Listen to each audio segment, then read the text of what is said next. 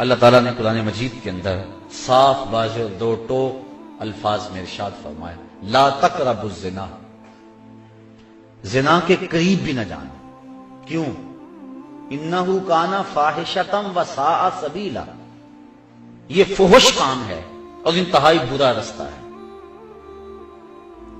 عقلاً بھی اس میں فحاشی ہے، شرعاً بھی اس میں فحاشی ہے، اور عادتاً بھی اس میں فحاشی ہے۔ تو کوئی بھی شریف شخص زنا کا ارتکاب نہیں کرتا، اور حدیث میں آتا ہے جب زانی زنا کرتا ہے تو اس سے ایمان نکال لیا جاتا ہے،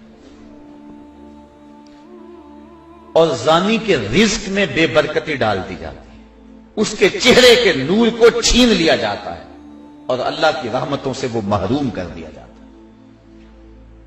اللہ کے محبوب علیہ السلام کی بارگاہ میں ایک شخص حاضر ہوا، اسلام اس نے قبول کیا اور عرض کی حضور میرے میں بڑے گناہ ہیں اور میں وہ چھوڑنے کا آپ سے وعدہ کرتا ہوں، لیکن مجھے لت پڑی ہے زنا کی، وہ میں نہیں چھوڑ سکتا۔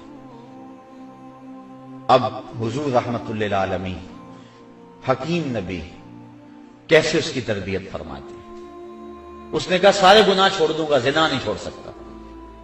فرمایا تو کیا پسند کرتا ہے کہ تیری ماں کے ساتھ کوئی زنا کرے؟ اس نے عرض کی حضور میں یہ پسند نہیں کرتا۔ تو فرمایا جس کے ساتھ تو زنا کرے گا وہ بھی کسی کی ماں ہوگی۔ اس طرح فرمایا تو پسند کرتا ہے کہ کوئی تیری بہن کے ساتھ زنا کرے؟ اس نے کہا حضور یہ میں کیسے پسند کرتا ہوں؟ تو فرمایا کہ جس کے ساتھ تو زنا کرے گا وہ کسی کی بہن ہو سکتی ہے۔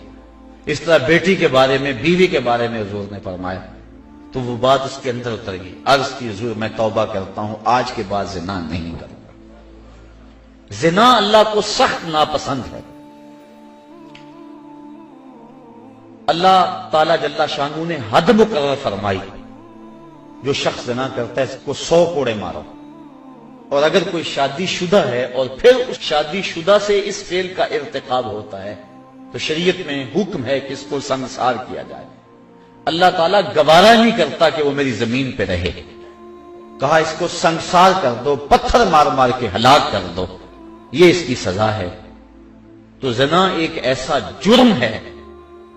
حضور علیہ السلام فرماتے ہیں کہ میں نے ایک خواب دیکھا، اور میں نے وہاں دیکھا کہ ایک تنور ہے جس کے اندر سے چیخوں کی آواز آ رہی ہے، اور میں آگے بڑھا دیکھوں کہ اس میں کیا ہے، تو کیا دیکھتا ہوں کہ اس کے اندر آگ کے شعلے بھڑک رہے ہیں، اور اس میں کچھ برہنہ مرد اور برہنہ عورتیں ہیں، اور جب آگ کے الاؤ اور آگ کے شعلے ان کے جسم کو جلساتے ہیں تو وہ چیختے ہیں اور شور کرتے ہیں اور اچھلتے ہیں۔ میں نے جبریل سے پوچھا کہ یہ لوگ کون ہیں؟ تو جبریل امین نے کہا حضور یہ وہ لوگ ہیں جو زنا کیا کرتے تھے۔ اور ایک روایت جو میں نے پرسوں بھی آپ کے سامنے رکھی کہ 3 اشخاص کی طرف اللہ نظر رحمت نہیں کرے گا، اور نہ ان کو پاک کرے گا، اور نہ ہی اللہ تعالیٰ جل شانہ ان کی طرف جو ہے وہ دیکھے گا۔ وہ 3 اشخاص میں سے پہلا شخص شیخ زان، وہ شخص جو بوڑھا ہو گیا ہے لیکن زنا نہیں چھوڑتا ہے۔ بوڑھا زانی اللہ کو سخت ناپسند ہے۔